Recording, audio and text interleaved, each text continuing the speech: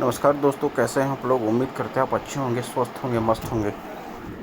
दोस्तों, ये जो परसों जो नई शिक्षा नीति जो आई है, उसमें क्या क्या इम्पोर्टेंट विशेषताएं हैं, क्या क्या खूबियां हैं, वो मैं आपके सामने लेकर के आया हूं। अगर आपको अच्छा लगेगा तो लाइक कीजिएगा, चैनल को सब्सक्राइब कीजिएगा, वीडियो को शेयर कीजिएगा और कमेंट ज़रूर कुछ कीजिएगा। देखिए दोस्तों, इसमें स्कूली शिक्षा में क्या क्या भारत सरकार के द्वारा क्या क्या इम्पोर्टेंट बदलाव लाया गया है। तो देखिए इसमें दोस्तों, पहला जो है वो 2025 तक पूर्व प्राथमिक शिक्षा का सार्वभौमिकरण। इसमें क्या क्या है दोस्तों, आंगनबाड़ियों को मौजूद किया जाएगा, नई प्री स्कूल खोला जाएगा, प्राथमिक शिक्षा के साथ इसको लिंक किया जाएगा, मध्यमान भोजन कार्यक्रम का विस्तार किया जाएगा। अगला देखिए दोस्तों, 2025 तक सभी के लिए मूलभूत साक्षरता या संख्यात्मकता। इसमें क्या है दोस्तों, भाषा, गणित, गुणवत्ता शिक्षण सामग्री पर विशेष ध्यान दिया जाएगा। नेशनल ट्यूटर कार्यक्रम होगा और स्कूल की तैयारी मॉड्यूल होगा। उपचारात्मक निर्देशात्मक सहायता कार्यक्रम और शिक्षक छात्र अनुपात 1:1 से कम हो। अगला देखिए दोस्तों, नई पाठ्यक्रम और शैक्षिक संरचना 5+3+3+4 डिजाइन तैयार किया गया है। इसमें उम्र 3 से लेकर 18 साल तक है। अगला देखिए दोस्तों, मूलभूत चरण है इसका पूर्व प्राथमिक और ग्रेड 1 से 2, प्राथमिक चरण में ग्रेड 3 से 5 और मध्य चरण में ग्रेड 6 से 8 और माध्यमिक चरण में ग्रेड 9 से 12।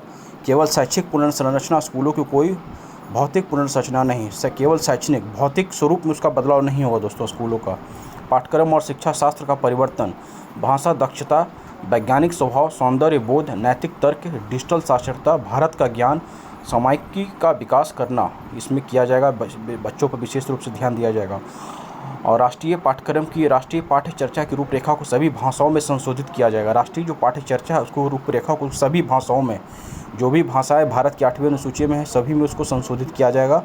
और भारतीय भाषाओं में उच्च गुणवत्ता वाली नई पाठ्य पुस्तकें जोड़ी जाएगी। भारतीय भाषाओं में उच्च गुणवत्ता वाली जो नई पाठ्य पुस्तकें उसको ऐड किया जाएगा। और लचीला एकीकृत पाठ्यक्रम और मूल्यांकन किया जाएगा। देश में हर बच्चे के लिए समान और समावेशी शिक्षा, कम प्रतिनिधित्व वाले समूह यूआरजीसी पर विशेष ध्यान, लिंग, महिला और ट्रांसजेंडर, सामाजिक सांस्कृतिक और मुस्लिम प्रवासी समुदाय, विशेष आवश्यकताएं, सीखने और शारीरिक अक्षमता पर जोर दिया जाएगा। सामाजिक आर्थिक स्थिति, शहरी, गरीब। देश मतलब देश में हर एक बच्चे के लिए समावेशी शिक्षा हो, इंक्लूसिव नॉलेज, इंक्लूसिव शिक्षा उनको दिया जाएगा। मुस्लिमों और अन्य शैक्षिक रूप से अल्पसंख्यकों को प्रोत्साहित करने के लिए हस्तक्षेप, इसके लिए क्या रणनीतियाँ होंगी दोस्तों। वंचित क्षेत्रों में विशेष शिक्षा जोन, राष्ट्रीय छात्रवृत्ति कोष, लक्षित जिलों के वित्त पोषण और सहायता प्रदान करना, यूआरजी शिक्षक भर्ती, 25:1 शिष्य शिक्षक अनुपात और समावेशी स्कूल वातावरण और पाठ्यक्रम। मदरसों, गुरुकुल पाठशालाओं को अपनी परंपराओं को संरक्षित करने और एनसीएफ को सिखाने और एकीकृत करने के लिए प्रोत्साहित किया जाएगा। शहरी गरीबों पर ध्यान दिया जाएगा। यूनिवर्सल एक्सेस एंड रिटेंशन, 2030 तक सभी स्कूली शिक्षा के लिए 100% सकल नामांकन अनुपात। 2030 तक सभी स्कूलों शिक्षा के लिए 100% सकल नामांकन अनुपात। इसमें क्या क्या है, मौजूदा स्कूलों में प्रवेश में वृद्धि होगी दोस्तों। रेखांकित स्थानों में नई सुविधाएं ऐड की जाएगी। परिवहन और छात्रावास सुविधाओं द्वारा समर्थित स्कूल युक्तिकरण किया जाएगा। उपस्थिति, ड्रॉप आउट, जो बच्चे स्कूल से छोड़ देते हैं या बीच में पढ़ाई करते हुए किसी कारणवश से नहीं जा पाते हैं, उन पर और स्कूलों के बाहर के बच्चों और सीखने के परिणामों पर इसमें विशेष फोकस किया जाएगा। उन पर क्या डेवलपमेंट हो रहा है, वो और स्कूल छोड़ रहे हैं तो क्यों छोड़ रहे हैं, फिर से उनको स्कूल में बुलाया जाएगा, फिर से उनको पढ़ाया जाएगा। ये सब चीज़ का रिजल्ट क्या होगा उस पर देखा जाएगा। और दीर्घकाल तक स्कूल न जाने वाले किशोरों के लिए पाठ्य कार्यक्रम, सीखने के लिए कई रास्ते, औपचारिक और गैर औपचारिक मोड, ओपन स्कूलिंग, प्रौद्योगिकी प्लेटफॉर्म को मजबूत करना। शिक्षा का अधिकार ग्रेड 12 तक बढ़ाया जाएगा। भाषा में क्या क्या होगा, बच्चे 2 से लेकर 8वीं वर्षों के बीच सबसे जल्दी भाषा सीखते हैं और बहुभाषावाद के छात्रों के लिए महान संज्ञात्मक लाभ है। शिक्षा के माध्यम के रूप में घरेलू भाषा या मातृभाषा में ही बच्चों को शिक्षा दी जाएगी दोस्तों। अगर वो बच्चा हिंदी भाषा का मातृभाषा है तो वो हिंदी में पढ़ेगा, अंग्रेजी है तो अंग्रेजी मातृभाषा में पढ़ेगा, संथाली है तो संथाली भाषा में पढ़ेगा, भोजपुरी मातृभाषा है उसका तो भोजपुरी में पढ़ेगा, उड़िया है तो उड़िया में पढ़ेगा। प्री स्कूल और ग्रेड 1 से छात्रों को 3 या अधिक भाषाओं के लिए एक्सपोजर, 3 भाषा सूत्र में लचीलापन। छात्र ग्रेड 6 या 7 में 3 भाषाओं में से 1 या अधिक बदल सकते हैं, भाषा को भी चेंज कर सकता है। छात्र ग्रेड 6 क्लास या 7वां क्लास में तीनों भाषाओं में से 1 से अधिक बदल सकते, 1 भाषा से अधिक भाषा को आप चेंज भी कर सकते। कक्षा 6 और कक्षा 7 के बच्चे। केंद्र और राज्य सरकार द्वारा बड़ी संख्या में क्षेत्रीय भाषा के शिक्षकों की भर्ती करना। केंद्र और राज्य सरकार के द्वारा जो वहाँ की जो लोकल लैंग्वेज है जैसे झारखंड का संथाली है, उड़िया है, तो उसके लिए शिक्षकों की भर्ती की जाएगी। और माध्यमिक विद्यालय के दौरान वैकल्पिक रूप से विदेशी भाषाओं को चुनाव किया जाएगा। वैकल्पिक रहेगा, ऑप्शनल रहेगा, वैकल्पिक भाषाओं को चुनाव।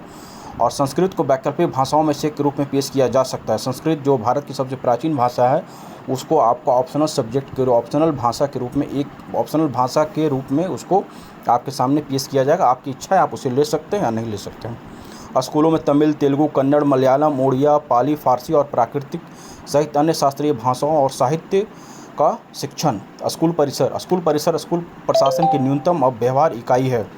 एक सत्रहित भूगोल के भीतर लगभग 30 पब्लिक स्कूलों का क्लस्टर एक माध्यमिक विद्यालय और पड़ोस के अन्य पब्लिक स्कूलों का संकलन करता है।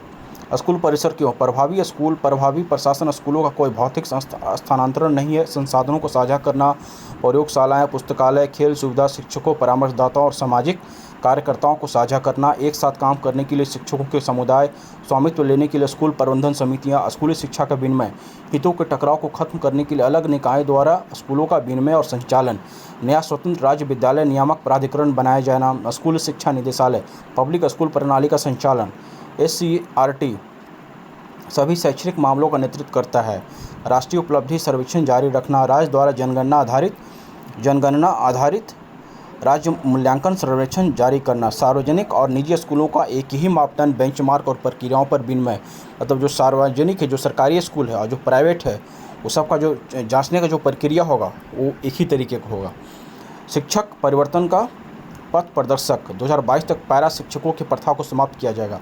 पर्याप्त भौतिक अवसंरचना, शिक्षण संस्थान PTR पुनः डिजाइन किया गया। शिक्षक पात्रता परीक्षा, शिक्षकों को जिले में भर्ती किया गया। स्कूल परिसर में नियुक्त किया गया। शिक्षक कैरियर विकास, शैक्षिक प्रवेश या शैक्षिक शिक्षा, शिक्षक का निरंतर व्यावसायिक विकास, लचीला और मॉड्यूलर दृष्टिकोण, पाठ्यक्रम प्रशिक्षण का कोई केंद्रित निर्धारण नहीं, भारतीय भाषाओं में उच्च गुणवत्ता वाली सामग्री, कायाकल्प शैक्षिक सहायता संस्थान, सक्रिय संलग्न और सक्षम संकाय, हर संस्थान में पर्याप्त संकाय, तदर्थ संविदा नियुक्तियों पर रोक इसमें लगा दी जाएगी। जो कॉन्ट्रैक्ट पर होता है उस पर बिल्कुल रोक रहेगी, जो भी रहेंगे परमानेंट रहेंगे। अकादमिक विशेषज्ञता, शिक्षण क्षमताओं, सार्वजनिक सेवा के लिए प्रस्तावों पर आधारित संकाय भर्ती, अस्थायी रोजगार, कार्यकाल ट्रैक प्रणाली, सतत संकाय पेशेवर विकास, संकाय भर्ती, कैरियर की प्रगति, संस्थागत विकास योजना का हिस्सा, अकादमिक स्वतंत्रता के साथ संकाय को पाठ्यक्रम बनाने, अनुसंधान कार्य को आगे बढ़ाने के लिए सशक्त बनाया जाएगा। उच्चतर शिक्षा में क्या क्या होगा? तो इसमें से संस्थागत पुनर्गठन और समेकन, लगभग 15,000 बड़े बहुविषयक संस्थानों में 800 विश्वविद्यालय और 40,000 कॉलेजों का एकीकरण, अनुसंधान विश्वविद्यालय, अनुसंधान और शिक्षण 150 से 300 संख्या पर समान ध्यान केंद्रित, शिक्षण विश्वविद्यालय अनुसंधान के साथ शिक्षण पर प्राथमिक ध्यान इसमें दिया जाएगा। स्वायत्त डिग्री वाले कॉलेज शिक्षण पर विशेष ध्यान, 5,000 से लेकर 10,000 संख्या। सभी HEI विषयों और क्षेत्रों के शिक्षण कार्यक्रम के साथ बहुविषयक संस्थान बनाने के लिए वंचित भौगोलिक क्षेत्रों में उच्च गुणवत्ता वाले संस्थानों को प्राथमिकता, पर्याप्त सार्वजनिक निवेश, मिशन नालंदा और मिशन तक्षशिला।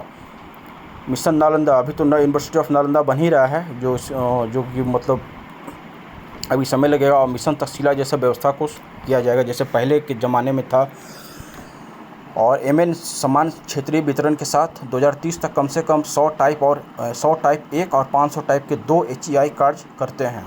MT 2030 तक हर जिले में कम से कम एक उच्च गुणवत्ता वाली HEL की स्थापना, उच्च गुणवत्ता की उदार शिक्षा की ओर, व्यापक बहुसांस्कृतिक प्रदर्शन के साथ उदार शिक्षा, कई निकायों विकल्पों के साथ 3-4 साल के स्नातक की डिग्री, 4 साल का कार्यक्रम उदार कला शिक्षा के स्नातक मेजर और माइनर्स, 3 वर्षीय कार्यक्रम स्नातक की डिग्री, 2 साल के उत्पन्न डिप्लोमा, 1 साल के प्रमाण पत्र के साथ निकास। अगर आप बीच में 1 साल छोड़ना भी चाहते हैं तो 1 साल का प्रमाण पत्र के साथ आप उससे विड्रॉ भी कर सकते हैं। 3 और 4 साल दोनों सालों के कार्यक्रम अनुसंधान कार्य के साथ ऑनर्स की डिग्री, मतलब आप अनुसंधान के कार्य के साथ आप ऑनर्स की डिग्री ले सकते हैं, पहले ये नहीं था। लचीला मास्टर्स डिग्री प्रोग्राम, इसमें भी आप बीच में फेरबदल कर सकते हैं। 3 साल स्नातक डिग्री वाले लोगों के लिए 2 साल, 3 साल स्नातक डिग्री वाले लोगों के लिए 2 साल, ऑनर्स उपाधि के साथ 4 साल के स्नातक डिग्री वालों के लिए 1 वर्ष, 5 साल का एकीकृत कार्यक्रम, कल्पनाशील और लचीला पाठ्य संरचना, अध्ययन के विषयों के रचनात्मक संयोजन, एकाधिक निकास और प्रवेश बिंदु, मतलब आप बीच में विड्रॉ भी कर सकते हैं।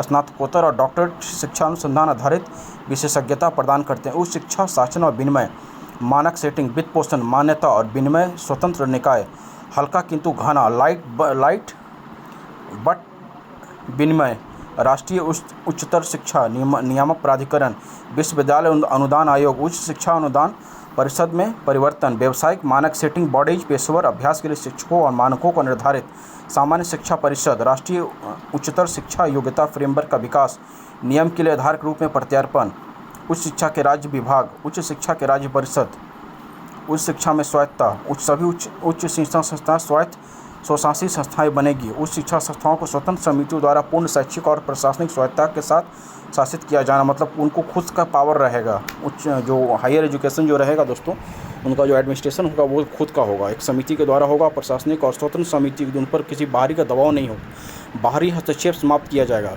संस्थागत प्रतिबद्धता और साथ उच्च क्षमता वाले व्यक्तियों का कार्य नियोजित करना, कार्यक्रम शुरू करने और चलाने के लिए पाठ्यक्रम, छात्र की क्षमता और संसाधनों की आवश्यकता निर्धारित करना, शासन और लोगों के प्रबंधन के लिए आंतरिक प्रणाली विकसित करना, संबंध महाविद्यालय को उपाधि देने वाले स्वायत्त महाविद्यालयों के रूप में विकसित करना, संबंध विश्वविद्यालय एक जीवंत बहुविषयक संस्थान के रूप में विकसित होंगे। अध्यापक और व्यावसायिक शिक्षा को उच्च शिक्षा में एकीकृत किया जाएगा। अध्यापक की शिक्षा बहुविषयक संस्थानों में 4 वर्षीय एकीकृत शिक्षा स्नातक को वर्तमान 2 वर्षीय बीएड पाठ्यक्रम 2030 तक जो वर्तमान में चल रहा है वो 2030 तक जारी रहेगा। एज इट इज 2030 के बाद केवल 4 वर्ष के शिक्षा कार्यक्रम चलाने वाले संस्थान 2 वर्षीय कार्यक्रम चला सकते हैं। घटिया और निष्क्रिय शिक्षण संस्थान को बंद किया जाएगा और व्यावसायिक शिक्षा उच्च शिक्षा प्रणाली के साथ एक अभिन्न अंग के रूप में व्यावसायिक शिक्षा, स्वचालित स्टैंड अलोन तकनीकी विश्वविद्यालय, स्वास्थ्य विज्ञान विश्वविद्यालय, विधि और कृषि विश्वविद्यालय या इन क्षेत्रों के अथवा अन्य में भविष्य में संस्थान स्थापित नहीं किए जाएंगे।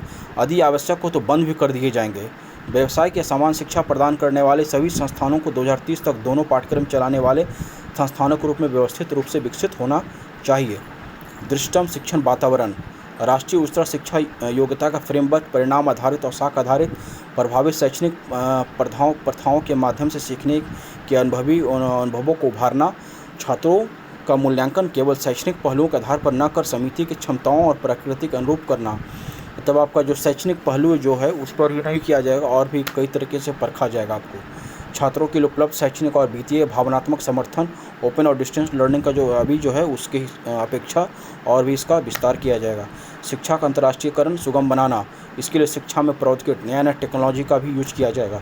वंचित समूहों तक शैक्षणिक पहुंच को बढ़ाया जाएगा। जो वंचित समाज के वंचित समूह हैं वहां तक भी शिक्षा को बढ़ाया जाएगा। शिक्षा योजना प्रशासन और प्रबंधन, राष्ट्रीय शैक्षिक प्रौद्योगिकी फोरम, एक स्वायत्त निकाय, प्रौद्योगिकी का उपयोग, तैनाती पर निर्णय लेने की सुविधा प्रदान करना, मतलब टेक्नोलॉजी का भरपूर यूज किया जाएगा इसमें। शैक्षिक डेटा के राष्ट्रीय भंडार, और जो शैक्षिक जो एग्जाम ने जो पढ़ाई लिखाई का जो डेटा होगा उसका एक राष्ट्रीय भंडार होगा, वहीं पर सब वो स्टोर होगा डेटा वगैरह। संस्थानों, शिक्षकों और छात्रों का सभी रिकॉर्ड का रख रखाव होगा। नेशनल रिसर्च फाउंडेशन, स्वायत्त निकाय संस्था के एक अधिनियम के माध्यम से स्थापित किया जाएगा। नेशनल रिसर्च फाउंडेशन, इसमें 20,000 करोड़ का वार्षिक अनुदान सरकार के द्वारा दी जाएगी और फाउंडेशन के काम के दायरे में शामिल होंगे। एक प्रतिस्पर्धा सहकर्मी समीक्षा आधारित प्रक्रिया के माध्यम से सभी विषयों में अनुसंधान किया जाएगा। अनुसंधान का अनुदान भी दिया जाएगा। देश भर के शैक्षणिक संस्थानों में अनुसंधान क्षमता का निर्माण किया जाएगा, यानी देश में जितना भी जो यूनिवर्सिटी है या स्कूल है, कॉलेज है, वहाँ शैक्षिक संस्थानों के माध्यम से अनुसंधान क्षमता जो है, जो रिसर्च है उसका विकास किया जाएगा।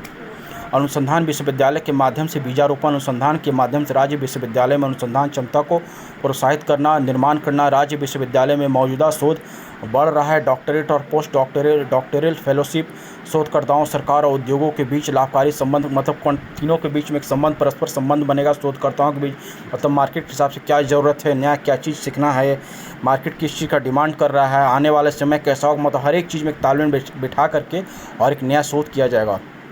विशेष पुरस्कारों और सेमिनारों के माध्यम से उत्कृष्ट शोध को मान्यता देना। एनआरएफ के पास शुरुआत करने के लिए 4 प्रमुख विभाग होंगे: विज्ञान, प्रौद्योगिकी, सामाजिक विज्ञान, कला और मानविकी। व्यावसायिक शिक्षा का एकीकरण, व्यावसायिक शिक्षा उदार शिक्षा का अभिन्न अंग है। व्यावसायिक उदार शिक्षा का अभिन्न अंग है। व्यावसायिक शिक्षा जो है शिक्षण संस्थानों में एकीकृत किया जाएगा फोकस कहाँ का रहेगा, तो कौशल अंतराल विकास विश्लेषण, स्थानीय मानचित्रण पर, मैप पर, स्थानीय जो लोकल मैप है उस पर विशेष ध्यान दिया जाएगा। शिक्षक तैयार करने पर विशेष ध्यान दिया जाएगा। प्रयास की देखरेख के लिए व्यावसायिक शिक्षा का एकीकरण पर राष्ट्रीय समिति बनाई जाएगी। राष्ट्रीय कौशल योग्यता रूपरेखा अधिक विस्तृत होगी। लोक विद्या, भारत में विकसित ज्ञान व्यावसायिक शिक्षा के पाठ्यक्रमों एकीकरण के माध्यम से छात्रों का सुलभ कराना। प्रौढ़ शिक्षा, वयस्क शिक्षा के लिए एनसीएफ से जुड़ी शिक्षण सामग्री मूल्यांकन और प्रमाणन। वयस्क शिक्षा केंद्र के कैडर राष्ट्रीय वयस्क शिक्षा ट्यूटर्स कार्यक्रम के माध्यम से प्रशिक्षक बनाए जाएंगे। मौजूदा तंत्र में प्रतिभागियों की पहचान करने के लिए लाभ उठाया। सामुदायिक स्वयंसेवकों ने प्रोत्साहित किया। बड़े पैमाने पर जन जागरूकता अभियान चलाया जाएगा।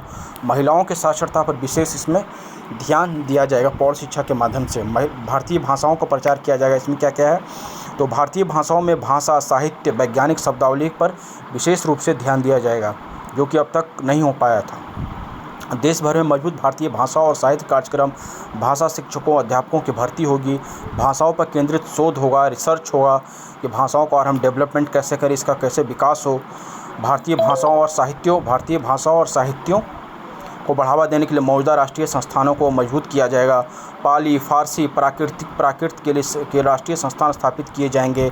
Indian institute of translation and interpretation की स्थापना विभिन्न भारतीय भाषाओं के साथ साथ विदेशी भाषाओं और भारतीय भाषाओं के बीच महत्व की सामग्री की उच्च गुणवत्ता वाले अनुवादों को करने के लिए किया जाएगा। वैज्ञानिक और तकनीकी शब्दावली आयोग के लिए अधिदेश को नए सिरे से और विस्तारित किए जाएंगे, जिसमें सभी विषयों और क्षेत्र को शामिल हो, न कि केवल भौतिक विज्ञान को शामिल किया जाएगा। राष्ट्रीय शिक्षा आयोग बनाया जाएगा। उसमें क्या क्या है दोस्तों, राष्ट्रीय शिक्षा आयोग सर्वोच्च निकाय होगी, प्रधानमंत्री की अध्यक्षता में गठित किया जाएगा। ये जो राष्ट्रीय शिक्षा आयोग जो बनेगा, भारत के प्रधानमंत्री के नेतृत्व में अध्यक्षता में गठित किया जाएगा। मानव संसाधन विकास मंत्रालय के रूप में शिक्षा मंत्रालय के रूप में नया स्वरूप प्रदान किया जाएगा। जो मानव संसाधन विकास मंत्रालय अभी जो है उसका नाम बदल करके अब शिक्षा मंत्रालय किया जाएगा। केंद्रीय शिक्षा मंत्री उपाध्यक्ष के तौर पर दिन प्रतिदिन के मामलों की जिम्मेदारी से सीधे निर्वहन करेंगे। मतलब पर डे का जो काम क्या क्या हुआ उसकी रिपोर्ट शिक्षा मंत्री को मिलेगा। आयोग के गठन में प्रख्यात शिक्षाविद, शोधकर्ता, केंद्रीय मंत्री शामिल होंगे। आयोग का जो गठन होगा उसमें प्रख्यात शिक्षाविद, जो शिक्षा के क्षेत्र में जिनका ख्याति है, शोधकर्ता, जो रिसर्चर हैं, और केंद्रीय मंत्री इसमें शामिल होंगे। विभिन्न राज्यों के मुख्यमंत्री का प्रतिनिधित्व होगा, आयोग के सभी सदस्य उच्च विशेषज्ञता वाले लोग होंगे। जो आयोग का जो आयोग बनेगा उसका जो सदस्य होंगे वो उच्च हायर नॉलेज के व्यक्ति होंगे। जनता का रिकॉर्ड, उनके क्षेत्र में योगदान, अखंडता, समन्वय एवं तालमेल सुनिश्चित करने के लिए आयोग हर राज्य के साथ मिलकर काम करेगा। राज्य शिक्षा आयोग या राज्य शिक्षा आयोग का गठन कर सकता है। वित्त पोषण शिक्षा, केंद्र राज्य सरकारों द्वारा सार्वजनिक निवेश में वृद्धि, 10 वर्ष की अवधि में कुल सार्वजनिक व्यय का 20%। मुख्य इसमें संज्ञान क्षेत्र, बाल शिक्षा का विस्तार और सुधार होगा। मूलभूत साक्षरता और संख्यात्मक सुनिश्चित करना, स्कूल परिसर के पर्याप्त और उपयुक्त पुनर्स्थापना, भोजन और पोषण, नाश्ता और दोपहर का भोजन दोनों का विशेष फोकस रहेगा। शिक्षा और शिक्षकों का सतत व्यावसायिक विकास, कॉलेजों और विश्वविद्यालय के शोध को पुनर्जीवित करना, जो आज की डेट में कहीं न कहीं खो गया है। कुछ ही बहुत हायर जो कॉलेज है वहाँ पर ये बचा हुआ है, लेकिन आजकल तो 90% कॉलेज में जो खो चुका है। रिसर्च और बहुत ही कम हो पा रहा है। कायाकल्प, सक्रिय प्रचार और निजी परोपकारी गतिविधि के लिए समर्थन, चिकना, समय पर धन का उचित प्रवाह, प्रॉबिलिटी के साथ उपयोग, शिक्षा के व्यावसायीकरण पर बंद करो, सार्वजनिक शिक्षा में पर्याप्त निवेश। तो दोस्तों इसमें धन्यवाद मानव जाति के हर काल में ज्ञान का प्रतिनिधित्व करता है, जो बनाया जाता है पिछली सभी पीढ़ियों द्वारा, जिसमें वर्तमान पीढ़ी अपना खुद का जोड़ लेती है। मोबियस स्ट्रिप का मूल ज्ञान के सतत विकासशील और जीवित प्रकृति का प्रतीक है, जिसकी कोई शुरुआत नहीं है, जिसका कोई अंत नहीं। यह नीति इस निरंतरता के एक भाग के रूप में ज्ञान के सृजन, संचरण, उपयोग और प्रसार की परिकल्पना करती है। तो दोस्तों कैसा लगा आप ज़रूर हमको बताइएगा कमेंट में। अगर अच्छा लगा है तो लाइक कीजिएगा, वीडियो को शेयर कीजिएगा, चैनल को सब्सक्राइब कीजिएगा। इसी तरीके से मैं फिर नेक्स्ट इम्पॉर्टेंट वीडियो लेकर के आपके सामने आऊँगा। फिर मैं आपसे नेक्स्ट वीडियो में मिलूँगा।